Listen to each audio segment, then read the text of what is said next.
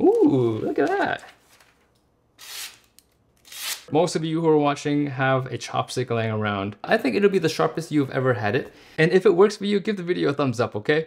Since my last couple of videos talking about how to sharpen a bread knife and a chef knife with sandpaper and a sponge, so this video is for those who are a bit more, shall we say, exacting when it comes to sharpening or wanting to sharpen their bread knife. You can use any chopstick out there. That's an elongated cone. You can use this very chopstick for different size scallops on your bread knife. For sandpaper, I'm just using the same sandpaper I've got laying around here. It's 800 grit sandpaper. It doesn't really matter what brand you buy. I prefer something finer than like 400 because if you go any lower, it creates a lot of burrs and scratches on your knives, and that may not be something you want. I have found that 800 is sufficient for my knives here in the kitchen. This is a Millennia by Mercer, and it has a single bevel, meaning if you look at the cutting edge on both sides, they don't look the same. You can see that there is an angle on this, on the right side of the knife, and that's where that bevel is. On the left side, it's completely flat. So this is a single beveled knife. I am going to focus on the right side of the knife, where the bevel is. Now, this is where the taper of the chopstick that's constant is really helpful.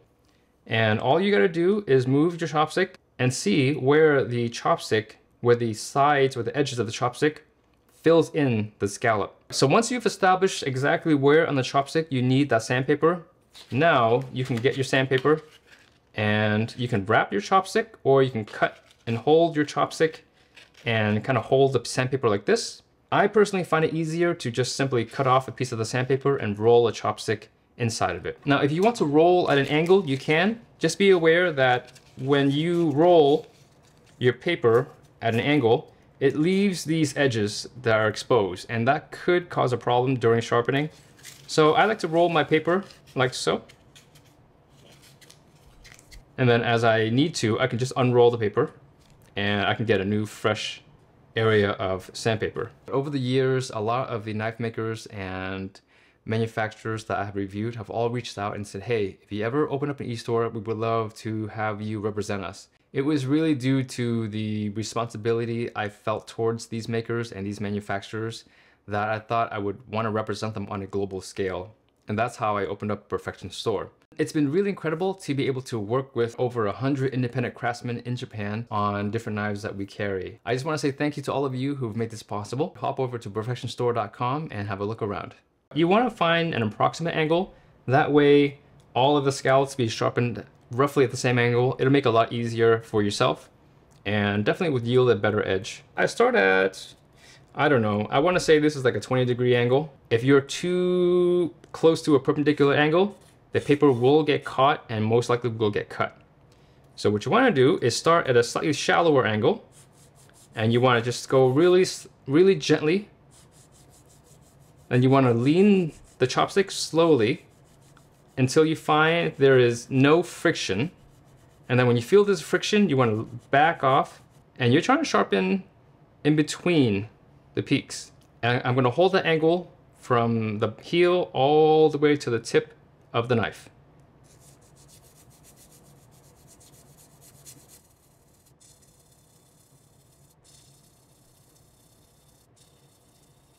If you have an unsteady hand, you want to get just a piece of wood or something to rest the knife on. Just to demonstrate, this is what you can do. You can take if you had a piece of plywood, you would let the knife hang off of the cutting edge like that. You can even just take the piece of paper, roll it nice and tight, right? So you want to roll this sandpaper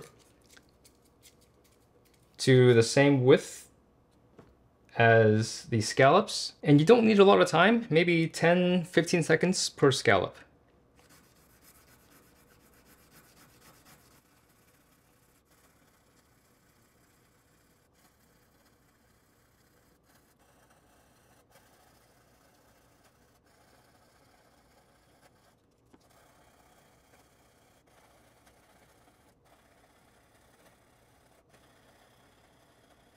I'm gonna finish by holding up the knife because I don't want to be hunched over doing the tip of the knife.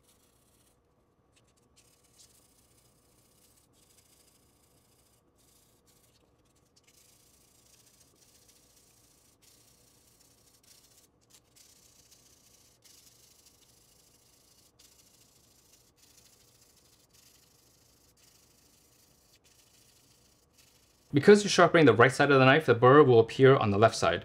So what you want to do is run your fingers or finger from the spine to the cutting edge. And what you should feel is just a tiny bit of a lip appearing on the areas that have just been sharpened.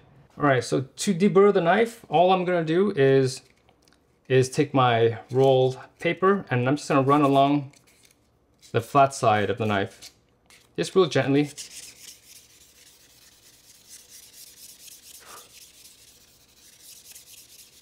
All right, that's all I'm gonna do. Let's check the edge and see how we did. Ooh, look at that.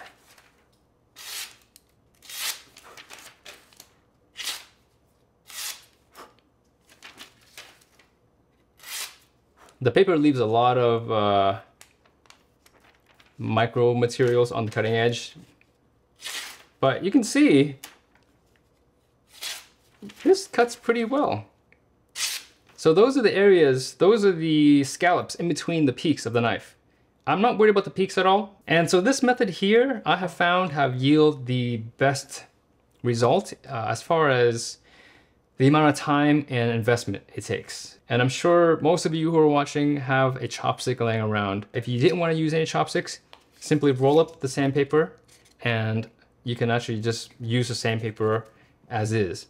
That works fairly well. I have seen cutting edges where there's like 2 or 3 shapes on the cutting edge. And if that's you, let me know the make and model of your knife. I will go out, buy that knife, and do a video on it. Well, that is it for this video. Thank you for being here, and I'll catch you in the next one.